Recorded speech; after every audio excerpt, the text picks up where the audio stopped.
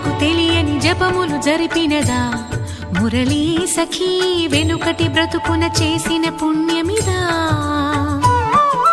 తనువును నిలువున తొలిచిన గాయములే తన జన్మకి తరగని వరముల సిరులని తలచినదా కృష్ణాని